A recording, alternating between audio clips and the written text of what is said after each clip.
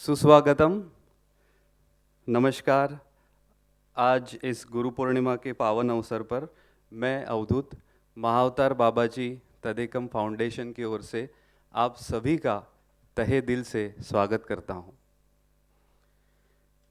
सर्वप्रथम हम श्री गणेश वंदना करेंगे। श्री गणेश जी का आवाहन करते हैं, उनसे प्रार्थना करेंगे कि कार्य निर्विघ्न पूर्वक अच्छी तरह से संपन्न हो।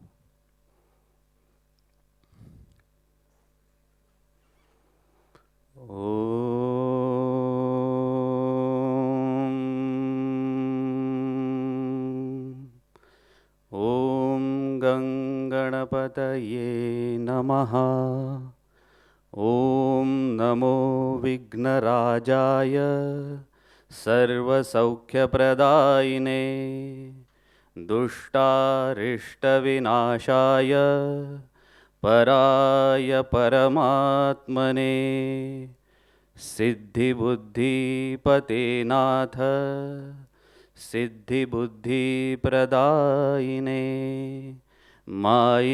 मायिकेभ्यश्च मोहदाय नमो नमः।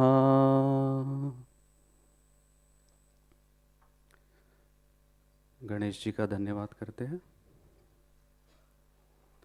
अब स्वामी जी से आज्ञा लेके हम प्रोग्राम की शुरुआत करते हैं। गुरु पूर्णिमा हम सब के लिए बहुत ही महत्वपूर्ण है। हम हर साल इस पावन अवसर को बड़े उत्साह से मनाते हैं।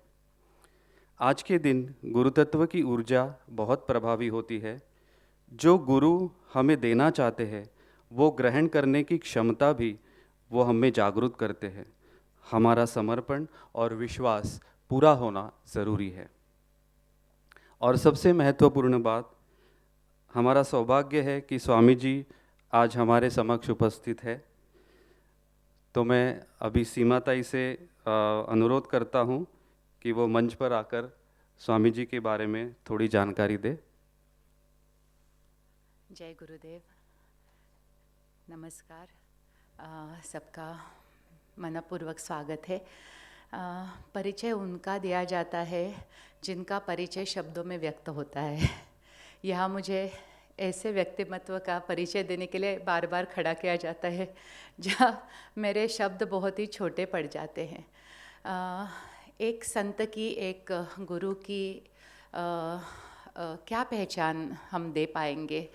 बस इतना ही कहना काफ़ी है कि ये उनकी श्रेष्ठता है, ये उनकी असीम प्रेम और करुणामयी हृदय की ये कहते हैं ना, एक लक्षण है कि उन्होंने हमें अपनाया है।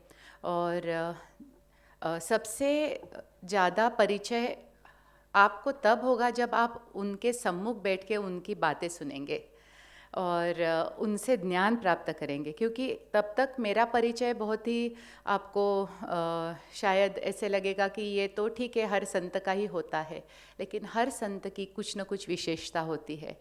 और कहीं जगह पे वो सभी एक जैसे भी होते हैं और कहीं कहीं उनका व्यक्तिमत्व एक प्रकार देखते हैं, उनकी इंडिविजुअलिटी भी होती है। तो गुरु जी का एक व्यक्तिमत्व आपने देखा है और उनके और स्वामी जी के बीच में इतनी कहते हैं सिमिलैरिटीज़ है कि उनकी झलक हमें बार बार स्वामी जी में देखने को मिल सकती है। सादगी है, अपनापन का भाव है, किसी से भी प्रेम से बात करने की उनकी जो शैली है, ये हमने गुरु जी में भी देखी थी, ये हम स्वामी जी में भी देखते हैं। इतने ज्ञान के बावजूद वो हमें ऐसा कभी महसूस नहीं कराते कि आप लोग कुछ भी नहीं हो। हमें साधक मित्र करके वो बुलाते हैं। उसी में उनका परिचय है कि वो कितना हमारे से जुड़ना चाहते हैं। तो ज़्यादा परिचय की इनको ज़रूरत नहीं है। इनके कही गई बातों को अगर हम अपनाएंगे, इनका परिचय आपको अपने आप से हो जाएगा और वो परिचय सच्चा परिचय होगा। तो प्रणाम करके मैं आगे का प्रोग्राम हम लोग कंटिन्यू करते हैं। और मैं स्वामी जी को हमारे साथ, उनके साथ मेजर जनरल विश्वास राव है और अतुल गौर जी है। और इन सबको मैं स्टेज पे बुलाती हूँ। स्वामी जी, आप दीप प्रज्वलन कीजिए और आपके पवित्र हाथों से ये हमारे मन में भी ज्ञान का दीप आप जलाइए। तो आप पधारिए। रवि किरण, आप भी आइए।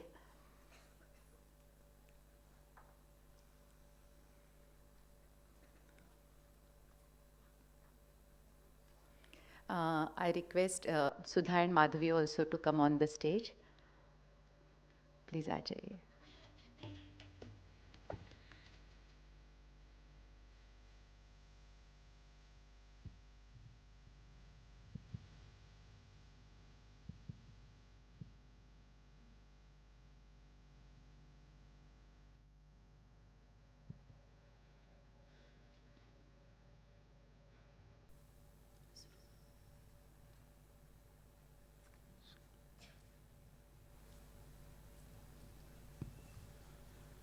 ॐ श्री गणेशाय नमः। ॐ श्री गुरवे नमः।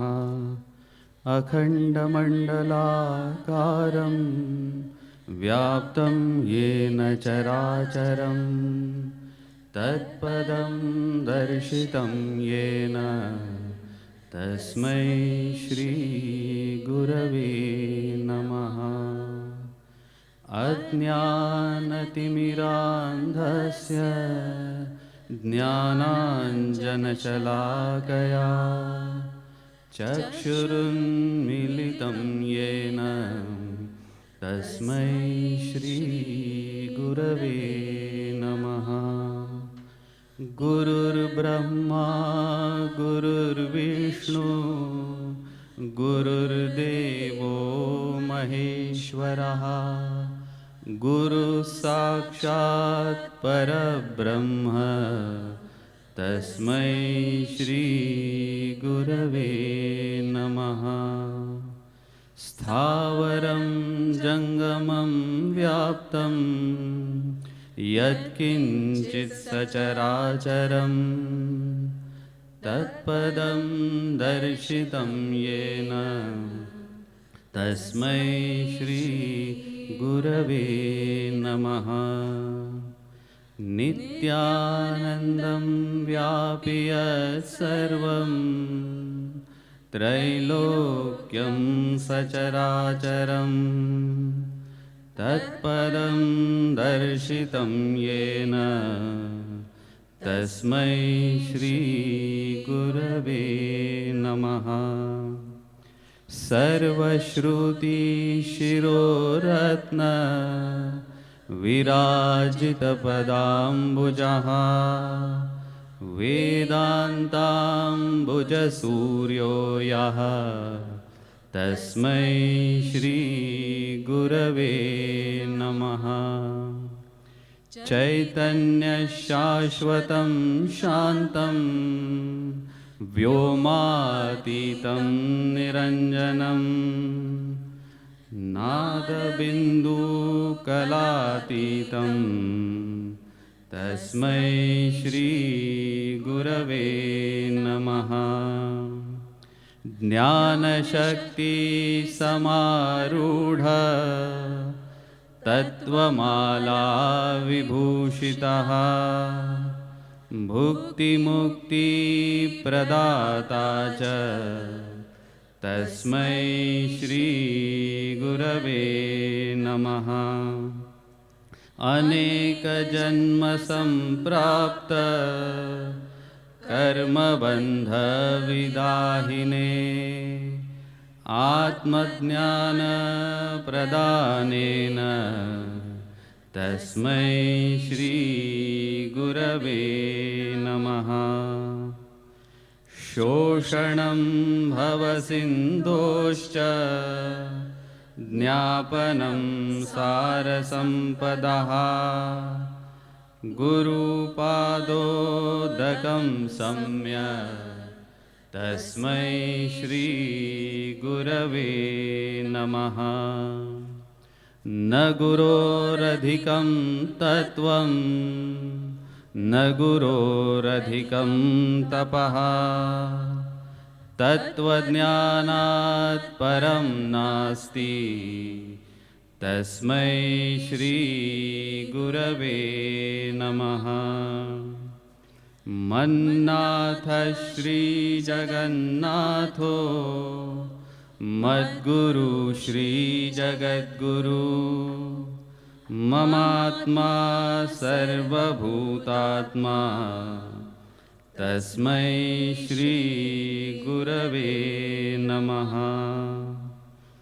ब्रह्मानन्दं परमसुखदं केवलं ज्ञानमूर्तिं द्वन्द्वातीतं गगनसदृशं तत्त्वमस्यादिलक्ष्यम् एकं नित्यं विमलमचलं सर्वधी साक्षिभूतं भावातीतं त्रिगुणरहितं सद्गुरुं तं नमामि। नित्यं शुद्धं निराभासं निराकारं निरञ्जनं नित्यबोधं चिदानन्दं गुरुब्रह्म नमाम्यहम्। ध्यानमूलं गुरोर्मूर्ति पूजामूलं गुरोर्पदम् मन्त्रमूलं गुरोर्वाक्यं मोक्षमूलं गुरोर्कृपा। त्वमेव माता च पिता त्वमेव बन्धुश्च सखा त्वमेव विद्या द्रविणं त्वमेव सर्वं मम देवदेव त्वमेव सर्वं मम देवदेव त्वमेव सर्वं मम देवदेव। ओम तत्सत। श्री सद्गुरु चरणार्पणमस्तु। धन्यवाद। जय श्री गुरुदेव। अब मैं स्वामी जी से विनती करता हूँ कि हमें संबोधित करें, हमारा मार्गदर्शन करें। हरि ही ओम। साधक मित्रों, गुरु पूजा महोत्सव के समय यहाँ उपस्थित सभी साधक मित्र और आध्यात्मिक मित्रों को ओम नमो ब्रह्मणि। मित्रों, हम शयन एकादशी से गुरु पूजा महोत्सव के कार्यक्रम अब हम चला रहे हैं। एकादशी के समय चातुर्मास दीक्षा का अनुष्ठान आपने स्वीकार करते हैं, वो कर रहा है। अब आज गुरु पूजा महोत्सव के समय सृष्टि क्रम विकास के समय मानव जीवन को अभिवृद्धि पद में लाए हुए कुछ गुरुओं के बारे में हम स्मरण करेंगे। उन गुरुओं को भारतीयों में प्राचीन काल से ही गुरुओं के प्रति पूज्य भाव है। सामाजिक विकास होने के बाद ऋषियों ने गुरुकुलों की स्थापना की है। उस गुरुकुलों के माध्यम से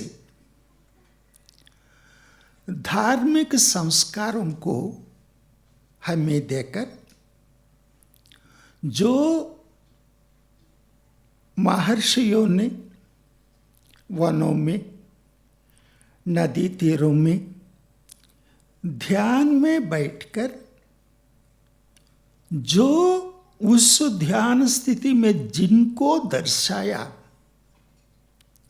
उसी ज्ञान को मंत्र के रूप में हम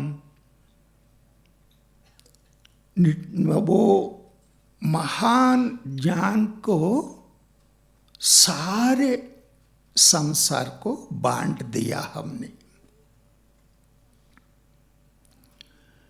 ये उसी कारण सृष्टि क्रम विकास के समय कुछ खासकर 3 गुरुओं के बारे में आज हम कुछ जानने की प्रयत्न करेंगे। गुरु शब्द सभी को परिचित है, लेकिन गुरु माने क्या है वो बताना बड़ा मुश्किल सा होता है। समझना भी मुश्किल है, समझाना भी मुश्किल है। ऐसे गुरुओं के बारे में हम थोड़े बातें करेंगे, क्योंकि गुरु वो है, वो एक रूप और नाम को सीमित नहीं है उनका स्थिति। गुरु एक तत्व है, गुरु प्रेम स्वरूप है, वो सर्वव्यापी है, सर्वदेवता स्वरूप भी है। उनको हम वाक्यों में कैसे समझा सकेंगे हम?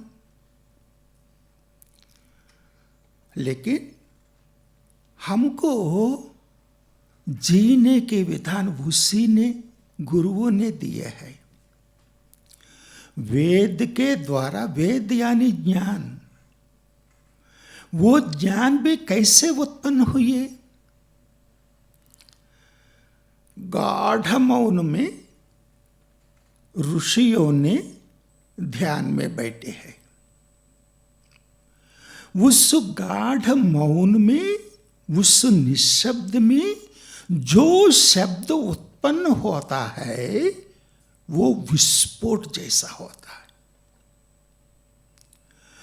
उसे स्वीकार करने की शक्ति जिन महात्माओं में होते हैं उसे उसको पकड़ सकते हैं। ऐसे पकड़ने वालों को दृष्टा कहते हैं। दृष्टा शब्द का अर्थ है वो वास्तविक ज्ञान है, उसको पकड़ने वाला वही ऋषि होता है।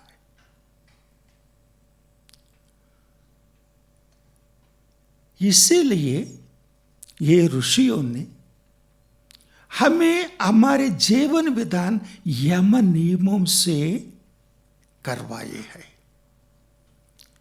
जीवन विधान कैसा होना चाहिए, मनुष्य को मानव कैसे बनना चाहिए, मानव महात्मा कैसे बनेंगे, महात्मा दैवत के ओर कैसे जाएंगे, उसके वो पर स्थिति है ऋषित्व। इसका एक ही मंत्र है, सर्वे जना सुखिनो भवन्तु। ये सारे संसार एक कुटुंब है, वसुधैक कुटुंबकम। ये अपने ज्ञान को इन ऋषियों ने सारे संसार में व्याप्त किए हैं।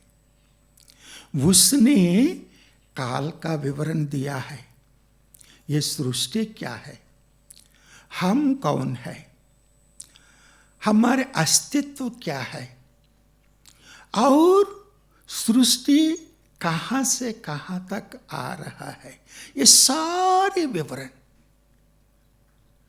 एक शास्त्रीय पद्धति के रूप में वेद में भी दिया है। उसे कुछ महर्षियों ने श्रुति के रूप में, वेद आया है लेकिन ऋषियों ने स्मृति के रूप में, स्मृति यानी धर्मशास्त्र, उसका विवरण देते हुए मानव जीवन कैसे आगे आगे बढ़ता है,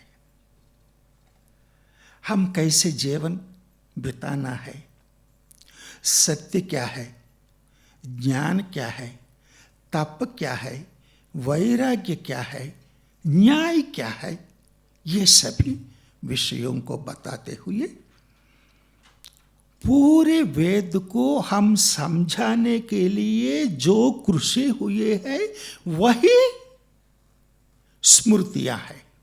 मनुस्मृति हो, पराशर स्मृति हो, अत्रि स्मृति हो, जो भी ऐसा ऐसा ये आज भी सृष्टि के मूल से अब तक जो जो हुआ है उस सभी का विवरण उसने बताया है। देखिए आज हम यहाँ बैठे हैं, हम कहाँ से सृष्टि आरंभ हुए? ये ब्रह्मा के एक दिन को कल्प कहते हैं। हम अब श्वेत वराह कल्प में है। एक कल्प के 14 मनवंतर होते हैं। हम अब वैवस्वत मनवंतर में है। एक मनवंतर में 71 महायुग होते हैं। एक महायुग में 4 चतुर्युग कहते हैं, 4 युग होते हैं। ये सारे एक का उसका साल का विवरण ये सब चातुर्मास के समय आपका दिया है, इसीलिए उसके बारे में उस विवरण के बाद हम नहीं जाएंगे। लेकिन अब जो चल रहा है 28वीं महायुग चल रहा है। ये इसमें भी कृत, त्रेता, द्वापर युग बीत चुके हैं। कलियुग के प्रथम चरण में 5 साल भी बीत चुके हैं। अब आगे हम चल रहा है, ऐसे भी विवरण दिया है। इस सृष्टि क्रम विकास को वैदिक काल में 3 ऋषियों ने, 3 गुरुओं ने महर्षियों को प्रेरणा दी है। वो पहला गुरु है, ये 10वीं महायुग में, 10वीं महायुग के कृतयुग में आदि गुरु दत्त स्वामी का अवतरण हुआ है। वो भी कैसे हुआ? परब्रह्म परमेष्ठी ने गुरु मार्ग स्थापित करने की संकल्प किया है। उसने इस कार्य के लिए सप्तर्षियों में अग्रगण्य अत्रि महर्षि को, पतिव्रताओं में अग्रगण्य महासाध्वी अनसुया को इस कार्य में सहायता करने की मांग की।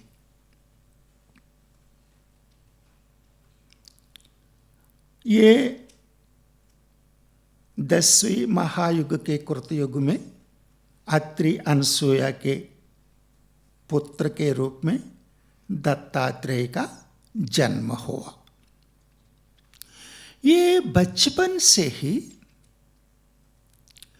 वेदोक्त नित्यानुष्ठान का आचरण करते थे और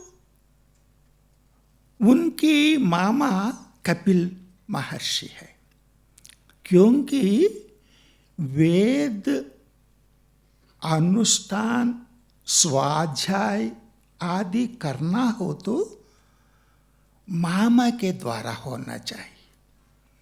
इसीलिए वहाँ अब विद्या आरंभ हुए।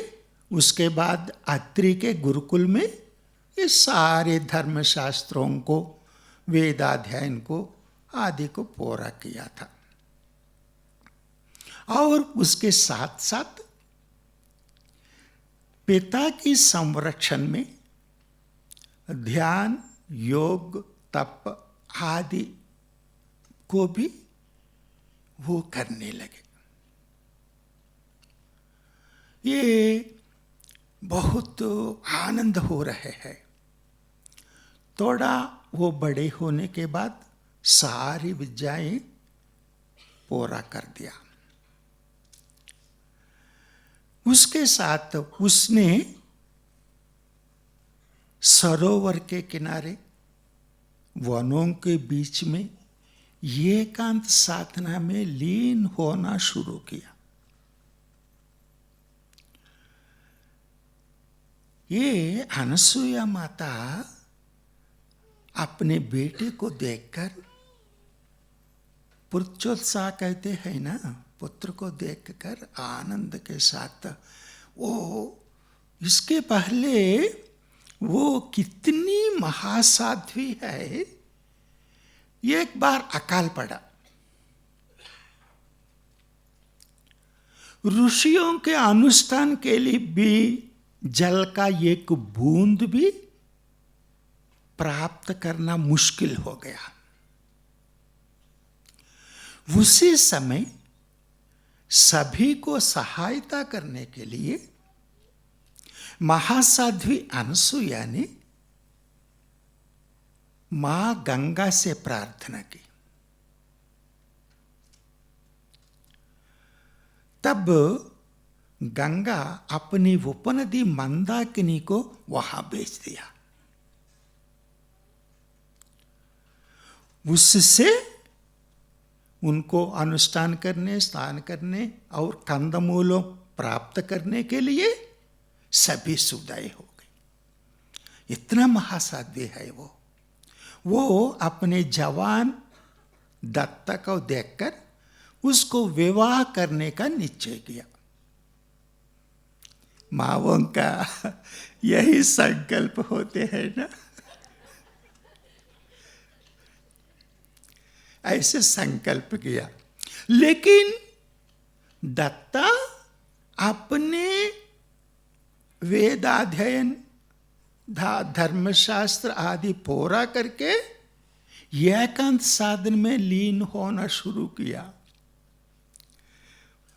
पहले तो पिता के अनुसरण करते हुए वो ध्यान तप करने से वो आनंदित हो जाते थे, अब वो घबराने लगे। एक दिन ऐसा हुआ, अत्रि महर्षि स्वाध्याय में बैठे हैं, माता अनसुया ध्यान में बैठे हैं।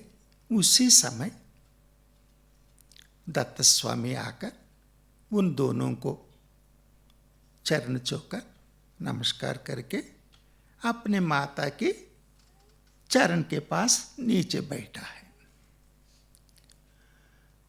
ये माता पुत्र से कुछ बातचीत करना शुरू किया। तब दत्ता ने कहा, माता जी, हमें एकांत साधना के लिए सिद्धाश्रम जाना चाहता हूं। वहां जाने के लिए आपकी अनुमति चाहिए। कृपा करके हमें अनुमति प्रदान करें, ऐसे कहा। ये बात सुनकर माता अनसुया निश्चेष्ट हो गई। नहीं नहीं, ऐसा नहीं, सभी धर्मों से गृहस्थ धर्म ही अच्छा है। तुम वहां जाने की क्या जरूरत है? वो आप तप करना चाहो आपके पिता के जैसे वहां करो। आपके पिता ने गृहस्थ धर्म का पालन करते हुए गुरुकुल के द्वारा कई विद्यार्थियों को वेद अध्ययन ज्ञान आदि देते हुए वो ब्रह्मर्षि बन गए। सारे मुनि लोग उनको कितना गौरव दे रहे हैं। तुम ऐसा ही रास्ता में चलो, मैं आपको विवाह करने की संकल्प किया, मेरी बात सुनना चाहिए, आदर है।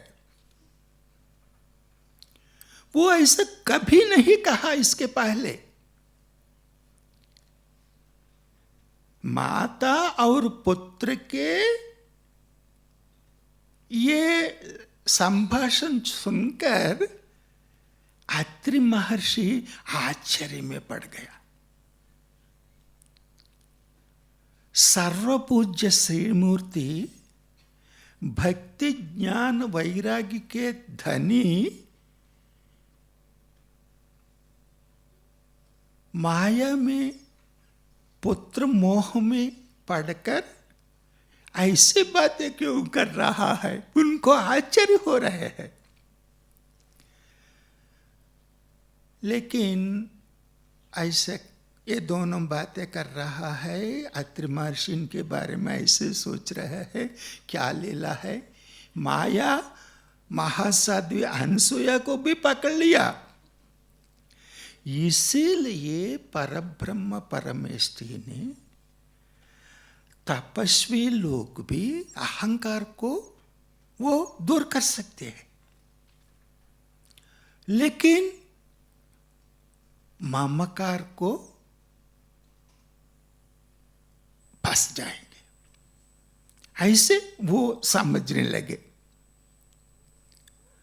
तब ये दोनों बातें हो रहे हैं, ये हम अवश्य जाना है, ये मेरी जन्म ही इसीलिए हुआ, गुरु मार्ग की स्थापना मैं ही करना है, यही परब्रह्म परमेष्ठी का संकल्प है, उसे पूरे करना हमारे धर्म है।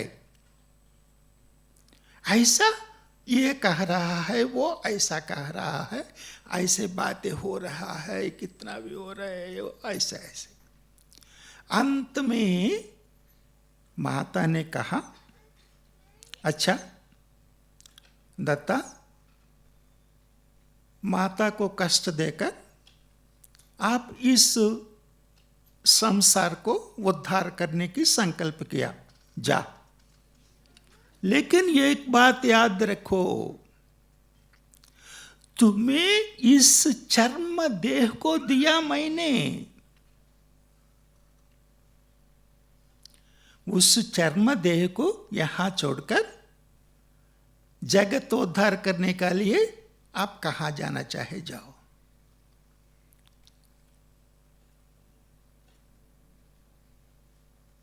तब अत्रि महर्षि ने सोच रहा है, परब्रह्म परमेष्ठी ने गुरु मार्ग का स्थापना करने के लिए दत्ता को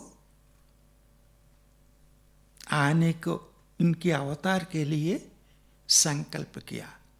इस समस्या को गुरु के रूप में दत्त स्वामी कैसे करेंगे, ऐसे सोच रहे हैं। ये कुछ नहीं बोला, ये दोनों वो ऐसा ऐसे हो रहा है। तब दत्त स्वामी ने माता के चरणों की स्पर्श किया। माँ, हम प्रथम गुरु माता ही है, हर एक को जन्म देने वाली माता प्रथम गुरु है। उसकी आज्ञा का पालन करना पुत्र का कर्तव्य है। इसीलिए आप जो कहे ऐसा ही मैं करूँगा। ऐसे कहकर वो खड़े होकर अपनी नाखूनों से इस चर्म को ऐसे ऐसे देह के ऊपर जो वस्त्र को हम कैसे विसर्जन करते हैं उसी प्रकार ये चर्म को ऐसे चीरकर उसे माँ के हाथों में डाल दिया। रक्त नीचे गिरने लगे, मांस के टुकड़े नीचे गिरने लगे, हड्डियां दिखाई देने लगे। माता बहुत दुखी हो गई। तुरंत वो चर्म देह को उसके फिर पहनाया। पहनाकर वो तब कहा, दत्ता तो गुरु की सभी योग्यताएं आपने प्राप्त कर चुके हैं। तपस्वियों को भी माया अपने जाल में फंसाता है। इसीलिए तुम आपका प्रथम उपदेश आपकी माता से ही शुरू हुए। जो परब्रह्म परमेष्ठी ने जो संकल्प किया वो संकल्प सिद्ध हो गया। ऐसे कहकर उनके आशीर्वाद करके वो सिद्धाश्रम जाने के लिए अनुमति प्रदान किया। उसी कारण आदि गुरु दत्त स्वामी गुरु मार्ग की स्थापना करके तपस्वियों का भी बोध कैसे करना है वो प्रत्यक्ष रूप में दिखाया है। ये प्रथम गुरु है। और दूसरा गुरु आदि योगी रुद्र है। ये 13वें महायुग में एक महाप्रलय हो गया। कल्प में एक बार 14 मनवंतर पूरा होने के बाद सृष्टि पूरे परिवर्तित होते हैं। उसके पहले भी चतुर्युग में भी कहीं कहीं प्रलय आते रहते हैं। उस समय क्या हो गया, एक विश्व ब्रह्मांड से एक ग्रह शकल वो इतना बड़ा है, 4 किलोमीटर व्याप्त ये ग्रह शकल वेग की ओर से भूमि की ओर आना शुरू किया। वो आकर एक पर्वत दिशा में वहां उसको ठकरा दिया। उसका प्रभाव 18 महायुग तक ये पर्वतों के बीच संघर्ष कुछ कुछ परिवर्तन आना इतने साल हो गए। देखिए वो कितना महाप्रलय है।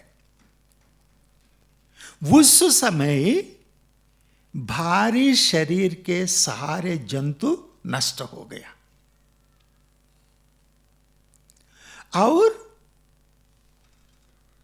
और ये क्या हो गया, यहां जो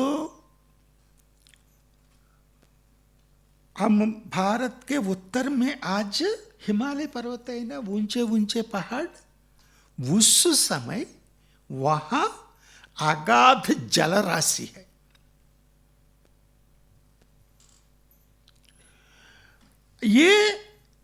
ये टकराव पर्वतों के बीच में जो टकराव हुए उसके परिणाम ऐसे ऐसे कई ये लाखों साल ऐसे ऐसे चलते रहे, इसके बावजूद वहां एक पहाड़ों की राशि बन गई।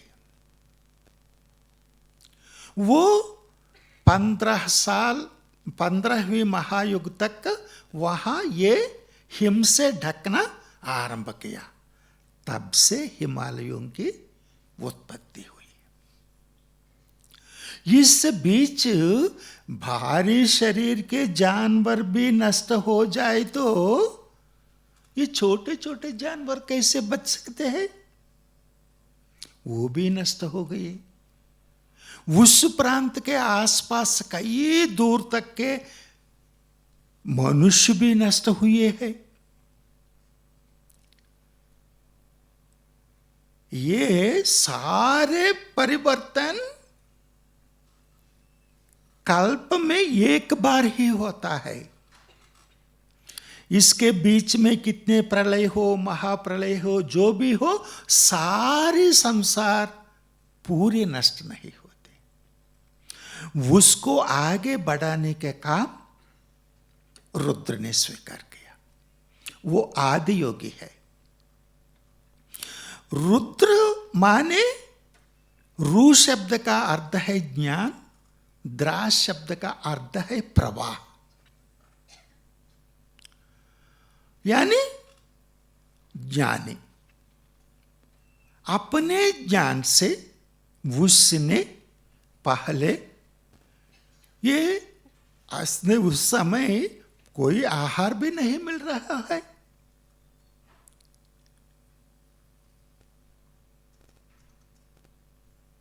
कोई फल भी नहीं मिल रहा है।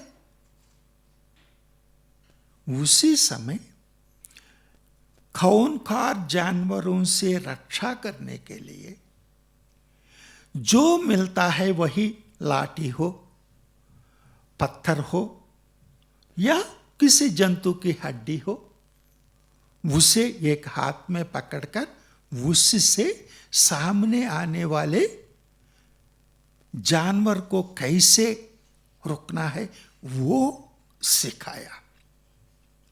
रुद्र माने और एक भी अर्थ है रौद्र रूप धारण करना, दूसरे आने वाले जानवरों को भी डराना।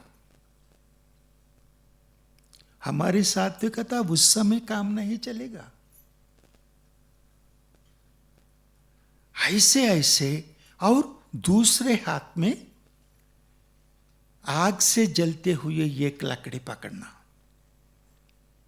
उनको देखकर जानवर डर जाते हैं, अंधकार दूर हो जाते हैं। ऐसे ऐसे कुछ सृष्टि क्रम विकास के लिए जो जो जिस समय जो विद्या की आवश्यकता है, उस सभी विद्याओं ने आदि योगी रुद्र ने दिया।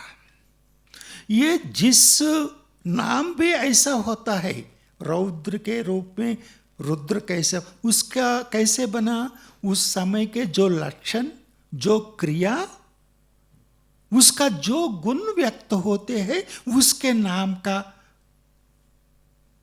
नाम बन जाता है। उसके बाद धीरे धीरे हजारों साल के बाद एक सामाजिक जीवन बढ़ने लगा। पशुपालन शुरू हुए, वृक्ष उगे, आदि आदि कई परिवर्तन हो गए। ये कृषि शुरू हो गई, फसल होने लगे। उसके बाद ये पशुपालन करते समय गोपाल हुए। ये कृषि करते समय कृषक हुए। ऐसे ऐसे ये जानकर उसके समय जब आहार मिलना शुरू हो गया, मन प्रसन्न होके शांत होने के बाद मनोरंजन की ओर जाता है। उससे गीत, संगीत, नृत्य आदि आदि कलाएं आरंभ हुई। उसके बाद ये लोहों के उपयोग करना जब आया, तब से खड्ग, भाला, धनुर्बाण आदि से शत्रु दूर में होने पर भी उनको अटैक करने के, उससे ऐसे जिस समय जो चाहिए इन सभी विद्याओं को दिया था उसने। और पेड़ से, वृक्षों में कई भाग होते हैं। इन कई भागों से हमारे शरीर की रक्षा कैसे करना, ऐसे आयुर्वेद और मूलिका वैद्य आदि भी उसने दिया। इसलिए आप चातुर्मास के समय वैद्यनाथेश्वर का स्तोत्र सुनने के लिए भी कहा था।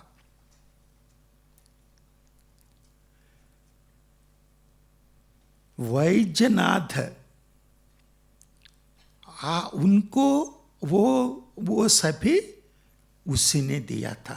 इसीलिए एक नाम पड़ा है कि हम सुनते हैं, शिव की आज्ञा के बिना चींटे भी हिलने की साहस नहीं करेंगे। ऐसे सारे विद्याएं प्राप्त दिए हैं सद्गुरु सदाशिव ने। मनुष्य दशा से सदाशिव दशा तक हर एक विद्या उसी ने दिया। इसीलिए देव हो, मानव हो, दानव हो, यक्ष हो, गंधर्व हो, सभी उनको, रुद्र को, आदियोगी रुद्र को देवादिदेव महादेव सदाशिव के रूप में स्वीकार किया। यही हमारे दूसरे गुरु है। उसके बाद 16वीं महायुग में ये अब तक ये ज्ञान के साथ ये सभी जी रहे हैं। सनक, सनंद, सनत कुमार, सनत सुजात, ये ब्रह्मर्षियां हैं, ब्रह्मज्ञानी है। उनको एक संशय आया, सारी सृष्टि का मूल ब्रह्म पदार्थ है, हम सुनते हैं, लेकिन वो हमें कैसे अनुभव करें? ब्रह्म को हम इंद्रियों से नहीं देख सकते, इंद्रियों से देख भी नहीं सकते, सुन भी नहीं सकते, छू भी नहीं सकते, कैसे उसका अनुभव हो? ये ब्रह्मा क्या है? ऐसे संशय आया। मामूली आदमी को कोई संशय हो तो महात्माओं ने उस संशय का दूर करेंगे। ब्रह्मज्ञानी को जो मूल तत्व के बारे में संशय हो जाए तो उनका संशय का समाधान कौन दे सकते हैं? तब वो परब्रह्म परमेष्ठी ने एक रूप लेकर, परब्रह्म का क्या रूप होता है? सभी रूप उनमें है, उनके सिवा और कोई है क्या? इसीलिए उनको इंद्रियों से वो बताना मुश्किल है। वो इंद्रियों से वो जान नहीं पाए, लेकिन उस संशय होने के कारण इंद्रियों को दिखाई नहीं देने के लिए परब्रह्म की एक रूप का धारण करके वट वृक्ष के नीचे उस रूप में प्रकट हुए। वही दक्षिणामूर्ति। चित्रम वट तरोर मूले वृद्ध शिष्या गुरुर युवा। गुरोस्तु मौन व्याख्यानम शिष्यास्तु चिन्ह संशय। ये ब्रह्मज्ञानी अपने आप तत्व विवेचन, तत्व चिंतन कर रहे हैं आप बीच में। उस समय उसका एक कुछ स्पंदन आ रहा है उनको। वो स्पंदन इनको अपने ओर खींच रहे हैं।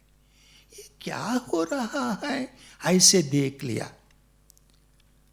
एक महाज्ञानी के रूप में एक युवक वटवृक्ष के नीचे ध्यान मुद्रा में बैठे हैं। वाह, क्या तेजो शक्ति है इसमें। उनके सामने आ गए, उनके चारों ओर बैठ गए। ब्रह्मा के विषय में समझाने के लिए वाक्यों से वो समझाना भी मुश्किल हो जाएगा। उसी के कारण वो मौन व्याख्या देना शुरू किया। मौन व्याख्या माने संध्या भाषा। जो देखिए, बातों से या शास्त्र चर्चा से या किसी विषय में भी समाधान ना होने पर मौन के रूप में ध्यान में बैठे तो मन शांत हो जाता है। आज भी हिमालय के गुप्त गुफाओं के महात्माओं ने इस संध्या भाषा से ही ऐसे विवरण देते हैं। संध्या भाषा माने हम खेचरी, अर्ध खेचरी लगाते हैं ना, हम साधना करते समय पूर्ण केचरी लगाना है। जब पूर्ण केचरी लगाते हैं, जब ये जीभ वो पर लटका के वो नीचे की ओर अंतर यात्रा करना शुरू करते हैं। जब उसी समय वहां सावित्री, गायत्री, भुवनेश्वरी आदि इन शक्तियों का जो ज्ञान उसमें द्रव के रूप में कुछ अनुभव होने लगता है, तब उसी समय सामने बैठने वाले अपनी योग्यता से उस महात्माओं की फ्रीक्वेंसी से मिलना चाहिए। हम कई कहते हैं साधु नाम दर्शनम पुण्यम। साधु को दर्शन करने से ही कुछ लाभ होता है, उसका स्पर्श करने से और कोई लाभ होता है, उसका वंदन करने से और कोई लाभ, ऐसे कहते हैं। उसका मतलब है साधु को स्पर्श करना, देखना, ऐसा नहीं। जो देखना वो स्थूल शरीर को देखना नहीं, उसके अंदर की जो ज्ञान रूपी जो तत्व होते हैं, उस तत्व को जानने की चेष्टा करना है। उस महात्माओं की प्रवचन के रूप में जो पद यानी शब्द वाणी के रूप में बाहर आया है, उनको पकड़ना है, उनको आचरण करना है। तब भी उसका लाभ होता है। उसी प्रकार ये चारों ओर ये चार महात्मा बैठे हैं, तुरंत उनको ये मौन, उसके पहले ही ये ब्रह्मज्ञानी है, लेकिन माया जब उसको पकड़ता है वो भूल जाते हैं। फिर वो ज्ञान, फिर हमको जब याद आएगा हम ब्रह्म ही है, ऐसे कहने से वो फिर आएगा। ऐसे उनको पूरे ज्ञान हो गया। मौन भाषा, संध्या भाषा से ये सब कुछ हो गया। ये तीनों गुरु है। उसके बाद ये सभी ये ब्रह्म के विषय में उसका विवरण देते हुए, ब्रह्मसूत्र हो, कई के द्वारा सभी को उसका ज्ञान देते हुए तप और ध्यान के रूप में वे ऐसे ऐसे ज्ञान करने लगे। उसके बाद जो जो ज्ञान उसको दिखाई दिया उसके मंत्रों के रूप में दिया। ऐसे 4 वेद बन गए। उस 4 वेदों को विभक्त करने वाला है व्यास, कृष्ण द्वैपायन। उसको ये संहिताओं को रूप में विवरण के कारण व्यास बन गया। अब ये व्यास पूर्णिमा का रूप में भी ये गुरु पूजोत्सव मनाते हैं। ऐसा ये क्योंकि वेद व्यास ने महाभारत और महाभागवत के साथ साथ अष्टादश पुराणों का भी उसने लिखा था। ये भी सारे इस संसार में जो जो विषय मानव को चाहिए उन सभी विषयों को वो स्पर्श किया है। इसीलिए एक पंडितोक्ति है, व्यासोच्छिष्टम जगत सर्वम। व्यास महर्षि नोటి నుంచి రాని మాట లేదు। व्यास महर्षि के वाणी से ना निकलने वाला कोई विषय नहीं है। इसीलिए जब हम यहाँ बैठकर बोल रहे हैं, ये व्यासपीठ है। इसीलिए हम बैठते समय में भी इसका वंदन करना है। ये वाणी हमारा नहीं, उन महात्माओं से दिया हुए देन है। इसीलिए व्यास पूर्णिमा के रूप में भी ये मनाते हैं। ये गुरु पूजोत्सव के बारे में, गुरु पूर्णिमा के बारे में जो विवरण देना है, ये विवरण ये बच्चे बहुत आनंद के साथ हमें आनंदित करने के लिए वो तैयार हो गए हैं। उनके लिए उनका समय भी मैं ले लिया। हरि ओम तत्सत। सभी को गुरु पूर्णिमा महोत्सव की ओर से, आप सभी को हिमालय महात्माओं की ओर से और परम गुरुओं की ओर से आप सभी को उनका आशीष आप सभी को मिले, ऐसे कहकर मैं वाणी को विराम देता हूँ। हरि ओम। हरि ओम तत्सत। सर्वं सद्गुरु परब्रह्मार्पणमस्तु। ओम शांति शांति शांति।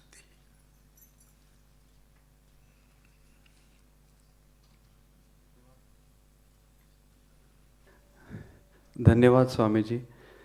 मंत्र मूलम गुरुर्वाक्यम, आपने आपके बताए हुए जो भी शब्द हैं हमारे लिए मंत्र के समान है। आपने दिया हुआ जो ज्ञान है वो हम ग्रहण कर पाए, यही आशीर्वाद आपसे लेते हैं। आपने हमें गुरु पूर्णिमा का महत्व बताया। धन्यवाद।